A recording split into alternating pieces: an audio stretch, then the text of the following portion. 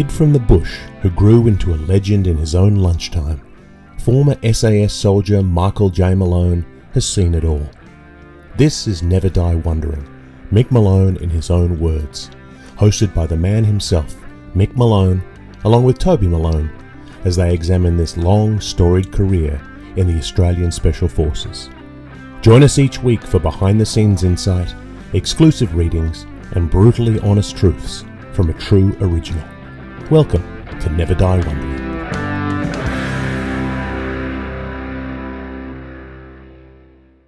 Welcome to episode 6 of Never Die Wondering, Mick Malone in his own words, a podcast that explores the life and legend of Michael John Malone, OAM.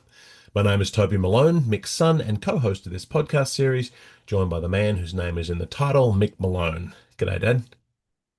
How you going, Toby? Yeah, I'm good. I'm having fun with this. We're getting sort of some insight into your career. If you haven't listened to the previous 5 episodes, we're sort of building on things. So sometimes we'll mention things that we talked about in previous episodes. Sometimes we'll cast ahead to things that we know are coming up in the book. But generally, it's a good one to listen to in order if you can. But dip in and out as you go. And make sure you share this podcast with your friends, anyone who might be interested in Mick Malone's career on social media and things like that, because we'd love people listening. So it's intended to be a podcast that hears from the man himself in his own tone and voice. So we could have hired professional actors to perform it, and it'll be a lot shinier. But I think part of the charm is the fact that we're hearing you read. What do you reckon? How's the reading been for you so far? Pretty easy, mate. Good. So last episode we talked about your time at Kapuka near Wagga Wagga. And so you had a good time there, sort of getting set up into the army and realizing you're in the right place. You didn't throw the towel in on the second day like a lot of those blokes. Did you ever get to a point where you considered throwing the towel in? Never. Never. No, you didn't wake up any morning missing your mum and going, "Oh, I've had enough." No. I Yeah, had my own life I'd like to put together, and that was that. yeah, that's good. And just out of interest, I mean, so you went to um, Kapuga, then you went to Ingleburn, and the plan was to go to you were probably going to go to Vietnam with RAR. Is that was Yeah, that the plan? 7 Right. And They were so the and next. and yeah, so they were the next cab off the rank. So was there any thought about what you would do beyond the war? Nah. So the fact that I, you I was never going to get out of the army, yeah, so I thought I won't be won't be able to get a job. right. Who's going to hire a bloody has-been soldier? Right. Yeah. And that was easier to do when you were in the SAS because Yeah, you had jobs to do there. But if you yeah, had been in the RAR, you might not have that's it. yeah, Yeah, mob of no hopers. well. And I They will were say good soldiers. and I will say anyone who's met my father will know that he talks off the cuff and he says things that are sometimes inflammatory. So if you're listening and you're arcing up over anything that has been said, just take a moment and relax and just realize that none of it is said in any, it's all said in the best possible way. So if you ever hear someone referred to as a no-hoper or a loser or something like that, um, it's all meaningless, harmless stuff. So, And then give yourself an uppercut. yeah, well, you might want to do that too, but yeah, don't get offended by the casual denigration because that's part of the Nah. charm sometimes. Okay, so we read from Kapuka last time, so we're going to get into talking about the next phase in your career where you went to Ingleburn. So where is Ingleburn in the world? Where in Southwestern suburbs of Sydney, right, down towards the other side of Liverpool. right. So were you familiar with this part of the world before you went down there? Generally, yeah. So you'd been down because your uncle was in Parramatta, which is sort of not too Yeah, far from there. yeah. No, you turn right off the Parramatta line and headed south, Right. headed southwest, southeast. Hmm. Hit Liverpool and then keep going. And there's Ingleburn. Yeah, and you were pretty familiar with New South Wales in general, and the Malones have been had been in Australia and been in New South Wales for 100 years by Yeah, that point, longer. So you were in and out of Sydney and around and coming down into that. So that was all very familiar to you. yeah, I knew it pretty well. Right. So this wasn't the big shift. Obviously, Wagga was one thing, but then coming down No. to the city, this certainly wasn't the change that you're going to have a little bit later when you head to Perth. Oh, Perth was a game changer Yeah. completely. Yeah, yeah. Well, we will hear about that in due course. But today, we'll be reading Chapter 3 of Two Ranks on the Road, 35 Years of Australian Special Forces Service by Michael J. Malone, OAM, published in 2024 by Imprimatur Books, Perth. This chapter, entitled Ingleburn, covers pages 17 to 26 in the print edition. The e-book may have slightly different numbering, so follow from the beginning of the chapter. As we read, the body of the text will be read by author Mick Malone. Whenever we come across a footnote, we will pause in the least disruptive way possible, and I will read the footnotes. And now, without further ado, Two Ranks on the Road. Chapter 3, Ingleburn, 1966-67. Had to be Mako. After 6 weeks of rookies, we were getting ready for the big march. The big march out parade by polishing boots, ironing polyesters, sorting out the bash in our slouch hats, and doing interminable drills on the square with rifles. We gave the grog a bit of a nudge in the canteen whenever we could. Our platoon had done a whole week of mess duties earlier on, so that wasn't in the picture. We scrubbed the barracks for an inch of its life, as there were new platoons marching in the day after we left. The platoon corporals made sure no one left any messages on the wall, such as Mick was here. Any writing on the wall would be dealt with severely. We heard one bloke in another company was back squatted for this sort of thing. Not me, I wanted to get out of there. And then the big day arrived. Most blokes had family members in attendance to watch us march up and down and listen to the colonel's praiseworthy words. My father and mother were both there and proud as punch of their recalcitrant firstborn. Tea and scones followed the presentation of best recruit. For our platoon, Rod Wallace took the gong. A very impressive young bloke, predicted to go far. And then they were away. We all allowed we were we were allowed to go to town with them after we secured our rifles in the armory and stopped for fish and chips at the Greeks, best in town. Mum and Dad took me back to the barracks and said their goodbyes, tears from Mum and stoicism from Dad. Back in the lines, it was bedlam. Blokes up and down the corridor were yahooing and shayaking. Footnote: the Australian use of chayak, or to tease or give a hard time to in a piss-taking manner, comes from the old costermonger's British term chai-ike. Our accents have evolved the term into the way where it's often spelled as chiak or some variation on it. uh, kayaking each other. Next morning, up at 5 a.m., the three S's: shit, shower, and shave, and an early breakfast. And then we had to scrub the lines out again after we had packed up all our clobber and stacked the ports, trunks, and duffel bags outside. A new platoon was marching in tomorrow, and the irons had to be Mako. Many of us, many of us would go by train to Ingleburn, off at Liverpool, to the infantry centre at Bardia Barracks, while others would go by train to Melbourne and then on to Puckapunyal to the Armoured Centre and so on. The artillery and engineer blokes um, came with us on the train as their training centres are in various parts of Sydney. Jack Doulis, who had run a book in the lines, was busy collecting money from those who owed him. Luckily, they all paid up, and seeing I had spent my money, I had I had spent any sorry, and seeing I had spent any money I had in backing him up, we were going to be okay till next payday. We got off the train at Liverpool claimed our ports and boarded a line of army trucks waiting on the side road. Apprehension coursed through most of us in anticipation of what we were about to encounter. Ingleburn was a small village on the outskirts of Liverpool, on which the old Bardia barracks. Footnote. The camp was built in 1940 and later named to commemorate the Battle of Bardia, Libya in 1941.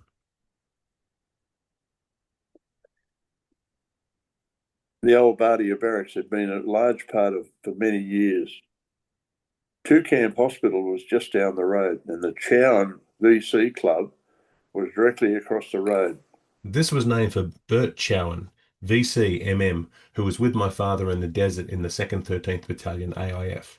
He became an officer and was posted to the 2nd Battalion AIF and was later killed in action in Wewak, New Guinea, in the action for which he was awarded the VC. Yeah, I'd love to have met him. Yeah.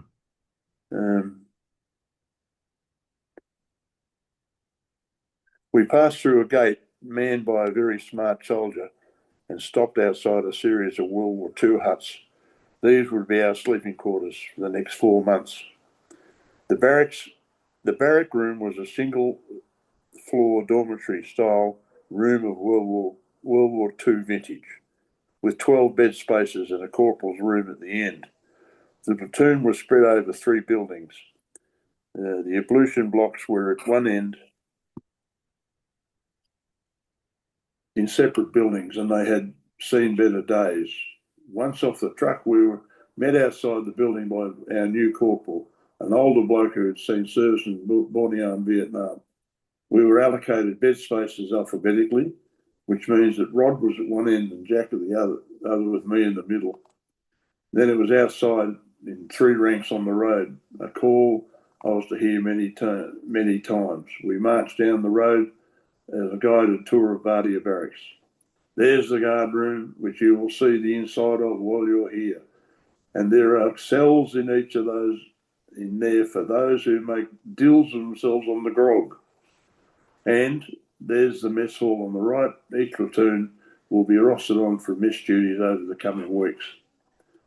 And then the large gym in which we will be tested on rope climbs, heaves, and various other means of torture. And then the sergeant's mess and officers' messes, which many of us would see the inside of on mess duties. Then the Q store, where we'd be issued our first pair of GP boots with steel plates in the sole. Next one is the ROP up there, and strictly out of bounds, the married quarters. We continued to march around the area and noticed other platoons doing the same thing.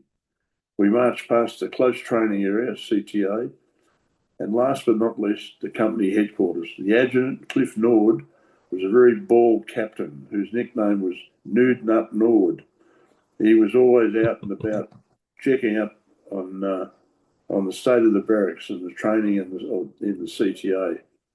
He became a thorn in our side, and more so than the RSM and CSM, who we barely saw. The only officer we saw was our platoon commander, who came around sticky beaking every day, I think trying to remember all our names. He was a one pipper straight out of Port Seal Skywell officers' factories and knew barely more than the rest of us. Our platoon sergeant, a recently returned veteran of Vietnam, actually ran the show, and we would be relying on his guidance on the big exercise in the coming weeks, certainly more so than the gormless second lieutenant. Our 3 corporals were also well experienced and level-headed and would be a great assistance to us louts with nothing in our scones. By the time we left here, we would have to be up to speed to join a line battalion.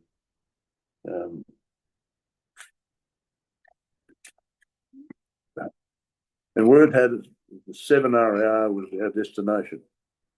They were deploying on active service soon.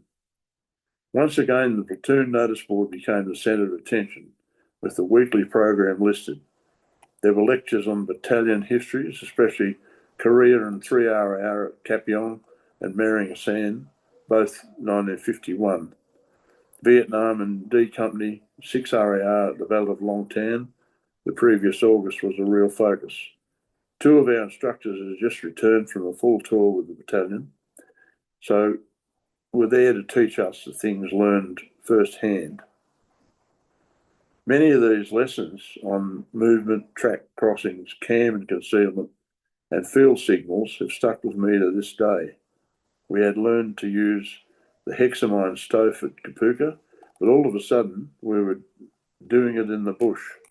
Hard rations in those early days were fairly rudimentary, as it would turn out, and ration packs included some things I liked, other things I didn't. Gone were the bully beef and biscuits of previous wars, and everyone learned to supplement their daily bush ration with other things bought at the canteen, while Tabasco sauce became a must to make the tins of meat and vegetables more palatable.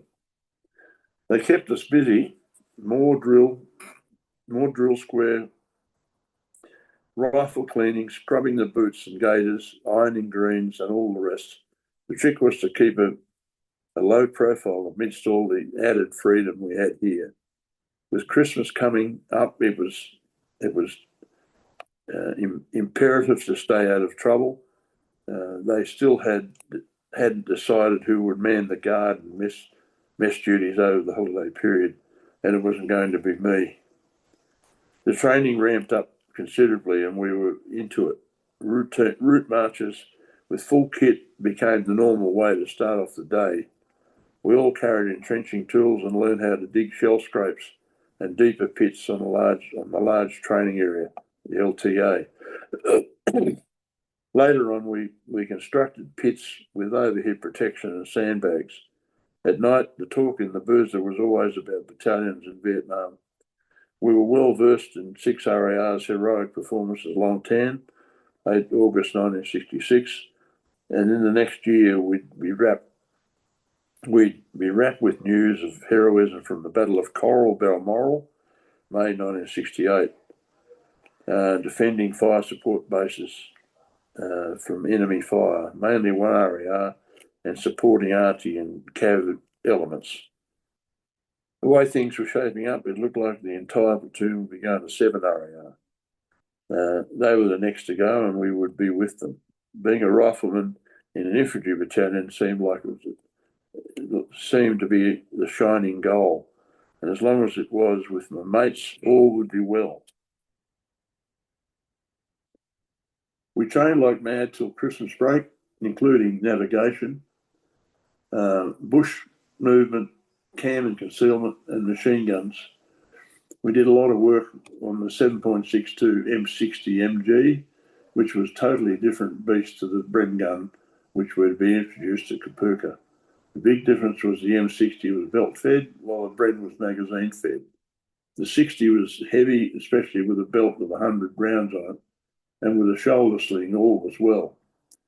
It also came with a number 2 on the gun, who carried a valise with a spare barrel, asbestos glove, cleaning kit, and 300 or 400 rounds in belts. I did this number 2 a few times and was not overly impressed. Jack Dools loved the 60, and I was sure it was a gun made especially for him. He was quite small in stature, but fit and tough, a mini Hercules. We carried out more range practices in December than we ever did. Before we knew it, it was time to go on Christmas leave. The week before I went home to Mum and Dad's, we were rostered on mess duties. Dad and Uncle Jim drove over to Ingleburn to have a few beers with me, but it was deja vu all over again. And there I was, stuck in the digger's mess kitchen, bashing Dixies, of which there were plenty. Footnote: Many army cooks seem to be on a crusade to use every pot in the place and burn the shit out of them.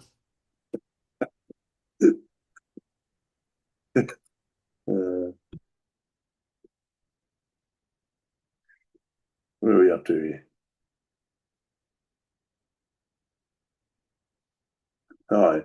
It reminded me of the time at school when I'd been kept in for various misdemeanours, even though Mum and Dad had driven all the way to Bathurst from Mudgee just to be turned away without their miscreant son. Ah, well, no sweat. One of the blokes said, "I'll cover for you." So off I went with Dad and Jim for a few coldies at the Showing Club, the VC Club. They dropped me back in time for the duty officer's mess inspections, and he never suspected a thing. Footnote: I put a carton of beer over the bar before we graduated in appreciation. Then it was home for Christmas break. I had a role to play in my cousin Robert Malone's wedding, where I was his best man. What fun. Lovely bride, sexy bridesmaids, everyone behaving themselves, although we remain unsullied even after this. Uncle Jim and my old man were as full as, full as a city car park. Sorry. By the end of the night, but not out of order, they spent a fair bit of time reminiscing about their war in New Guinea. It's a pity I was told very little about Dad's time in New Guinea. I knew he'd been shot through the shoulder, had malaria, uh, had been bitten by a snake,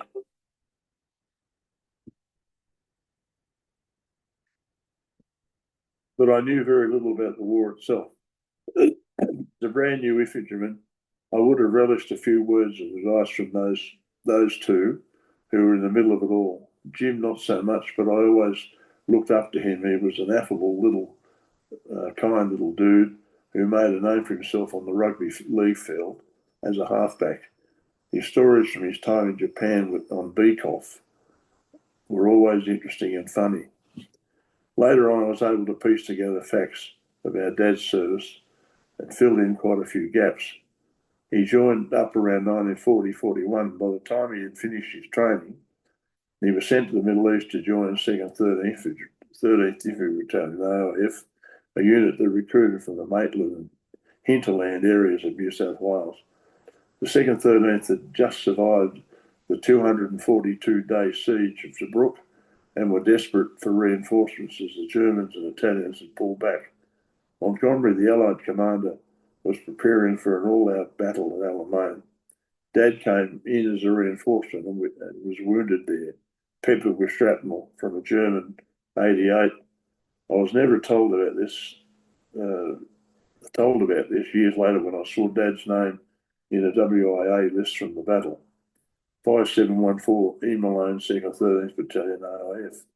I rang my mother and asked about it, and her classic bushy reply was, yeah, when he came home on leave from the Middle East, we were picking shrapnel out of his arse for a week. My mother.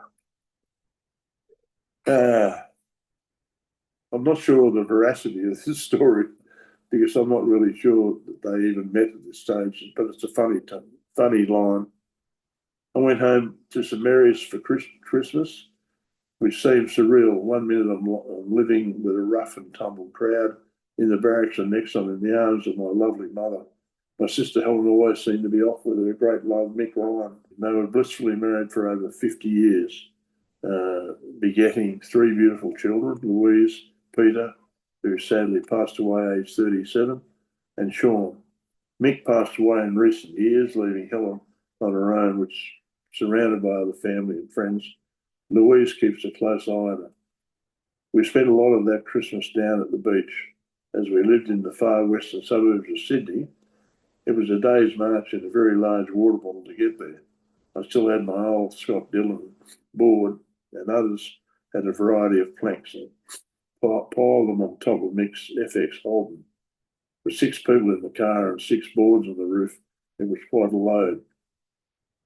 I had my little ballet and used it more often in schmoozing than the lovely Chrissy Carmichael down the street, but she paid very little attention to me. She was more interested in a girly boy mate of mine, Kenny Fraser. I was a bit of a rugged cove and had convinced myself that the girls would never show any interest. I was still a virgin at this stage, with no prospects of anything changing. It was really sad sack of a teenager. Once I went into the army, I never really saw Chrissy again. There was a second Chrissy who I used to fantasise about, Helen's best mate, Chrissy Truce, who was so beautiful I could barely look at her. I'm not sure what happened to her. She probably married some Will Hill dude and escaped the West. Needless to say, many an erotic dream had been had over these two beauties, which untouchables were like to me.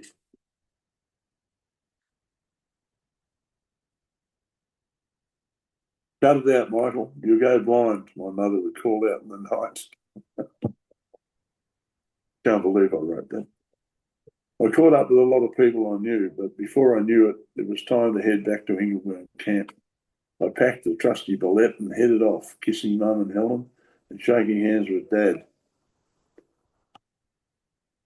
They had done quite a bit since the move down from the bush. Mum was well entrenched in the TAB, making a good quid, while Dad had his milk run, which he built up considerably. Eventually, he gave it up, not very good. Got a very good price, bought a Flash Humber Super Snipe, and worked in a variety of rubbish jobs from the local garage to the Clyde Industrial Works, crane chasing. He was badly injured down there, but I never really heard how had it how bad it had been. They were very settled in their war service fibro home in Thompson Avenue. Helen was to be married in April, and I was off in the army. I drove back to Ingleburn and unloaded my clogger. The boys were all arriving around at the same time, and kayaking was constant. Jack had a lovely holiday with his many kids, as did Rod, who flew home to Brisbane. Everyone was in high spirits, with phase two about to commence. As we headed to dinner and the mess and the boozer, a few schooners before bed. Footnote. Again, many of us were still 19 with the drinking age at 21, the beauty of army boozers. Yeah, the curfew was 10 p.m. and everyone had to be back in the lines by then. Some had their own cars and went off to Liverpool chasing chicks, not me. I was focused on the program starting tomorrow. This included marching, of course, our first lesson in the use of the bayonet, and a severe route march in the afternoon with pack, entrenching tool, full water bottles, rifle, and mandatory bush hats. We were also practicing shaking out in section order, with particular blokes allocated as commanders, signallers, machine gunners number 2, forward scouts, and the rest. They were to be the formations for the next stage, which was the reconnaissance, planning, rehearsal, and attack on the dummy VC village coming up in the next week or so. Back in the lines, we were exhausted, but keen to see what duties we would be rostered on for the coming week. Wouldn't you know it? It was a guard duty where every item of clothing and equipment had to be absolutely immaculate. We found out the best turned out soldier got the night off, which was a great incentive, as many of us were generally fairly slummocky in our turnout. Not this time, I said to myself, even though the stars of the platoon already thought they had it sewn up. The ironing boards in the laundry got a good workout, as did the old Westinghouse cement mixer type washing machine and clotheslines. I was quite lucky in that Mum had given me an iron, so I didn't have to wait around for one to become available. Most of my ironing was done on my locker's personnel beside my bed, and I got pretty good with creases and starch. My belt, boots, and rifle sling had to be polished to a high shine, with the brass keepers gleaming, as we had no accoutrement to add to our shirts beside a name tag. It was quite easy. The bash and the slouch hat had to be just so, and the metal infantry badge highly shined by way of gallons of brasso used in those lines. Once dressed, we checked each other out and then got ready to march to the guard room. Our platoon sergeant ran the pencil over us, as did the corporals when they were happy, away we went. Left, right, left, right. We halted at the guard room opposite the main entrance gate and stood there at attention while we were told to order arms. The duty officer came out to look us over, and I was selected as the best turned out. Who'd have thought? As there were 13 of us on parade, I was told to go back to the lines, along with a lot of sniggering and under-breath comments like, "You sniveller, Malone." I just grinned, shoulder arms, and marched smartly away to sleep the sleep of the righteous. The next day, I saw the boys in the mess at breakfast, and they were seemed to be well rested as me, obviously not tired out from the night duties. The guard duties consist of standing out in the sentry box for an hour, a roving picket in pairs with pick handles, and scrubbing the guardhouse, nothing they couldn't handle. I was never to be rostered on in that place again. We were programmed to leave infantry centre by the end of March and had to cram as much infantry stuff as possible. We had an infantry tank cooperation introduction coming up in the next few weeks, along with an APC squadron, the tracks, down in the Bulleye Pass area.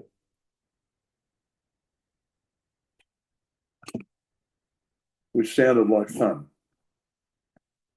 Work with the tracks was an important aspect of operations in Vietnam. Not only were they the means of getting into action, but they were also in laying down covering fire.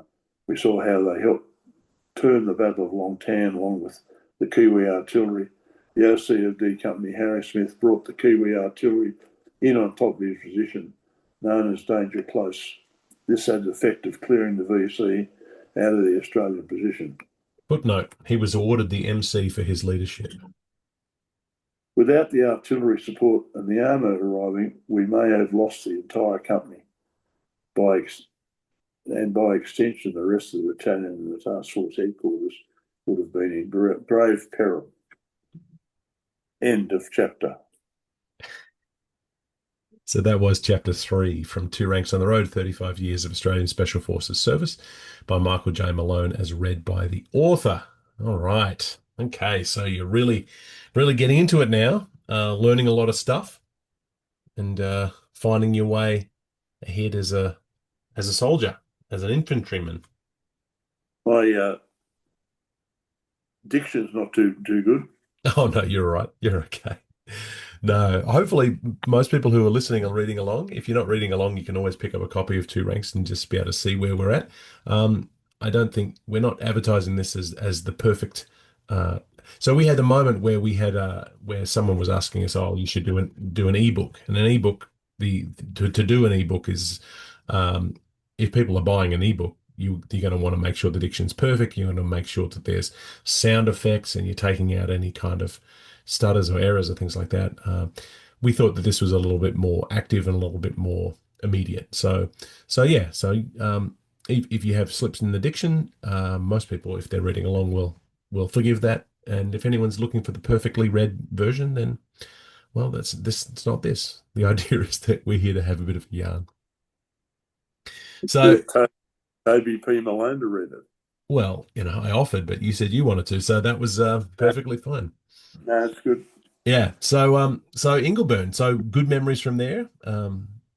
Back in that time. Yeah. So They were, it was simple. It was so simple. I couldn't believe it.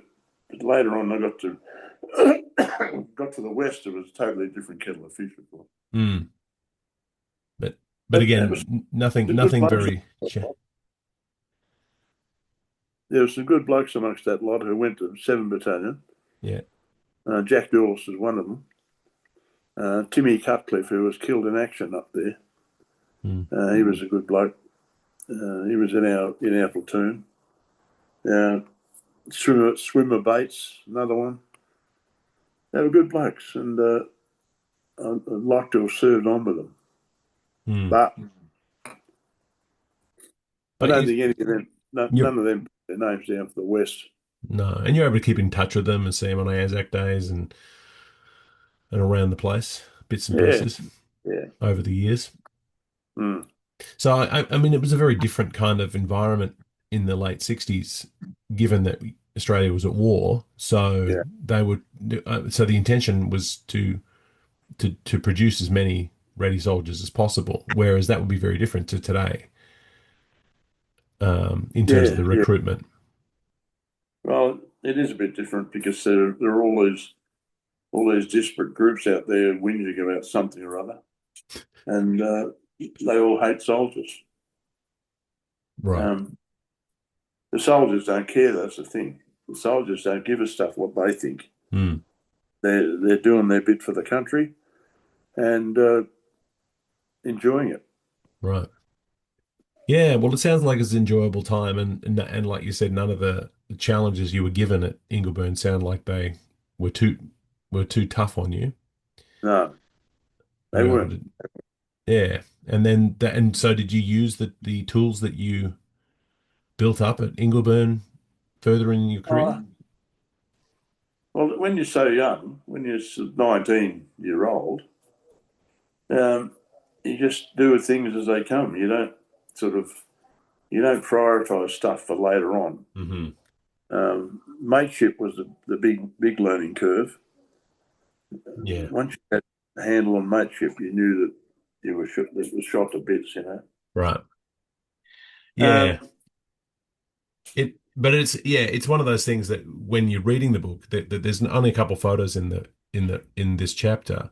But the photo that's on page 17, right at the beginning of the Ingleburn chapter, just reminds us how young you were when you got there. yeah, oh, God. 19 or Yeah, 20. skinny. Yeah. So there's a photo of you standing to attention in your slouch hat, uh, Yeah, getting ready for guard duty. yeah. Um, That's the only one I won. The only raffle I ever won. yeah, the best turned out soldier. So there you go.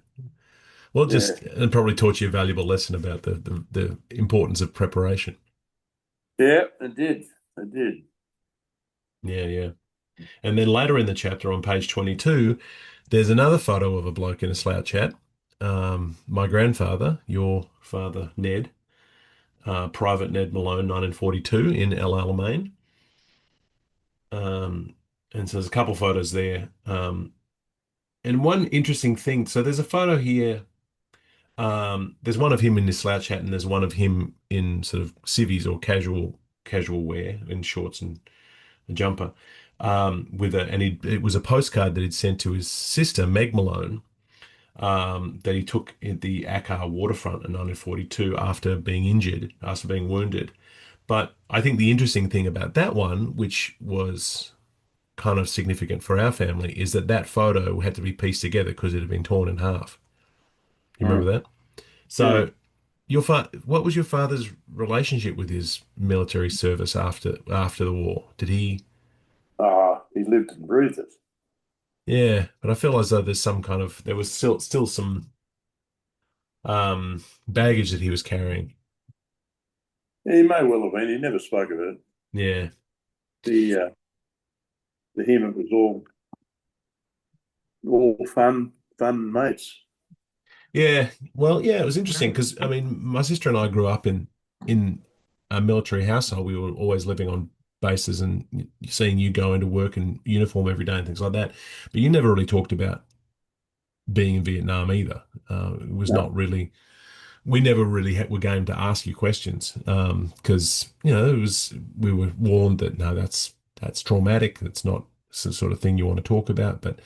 And we'll get into that a little bit later when we get to those chapters when we sort of start talking about when the bullets start flying. But yeah, I mean, I suppose the aftermath of what they've gone through, a lot of those blokes came back from war in 1946, and then they don't really want to dwell on it. They just want to get on. no. So that could well have They're always, been why that men photo was torn men in were half. always 4 or 5 years. Hmm. They didn't want any further things to do with it. They wanted to get on with their lives. Yeah, But Anzac Day was always the big one where they'd all get together again and sink 1,000. yeah. And then you had the graduation. You say your parents came to the graduation from these areas. I mean, we talked about Kapuka and Yeah, South. they came to Duntroon. They came to my commissioning. Yeah. Were you there for that? No, I didn't come to that. Mm. No, I think I was too young. But yeah, yeah, yeah. It's I'm glad that. they were able to sort of see you make something of yourself in that area after Yeah. the slow start. But No, I think the look on his face at Duntroon and the graduation in Kapuga and commissioning later was he was on my side. good. He loved the idea that I'd done well.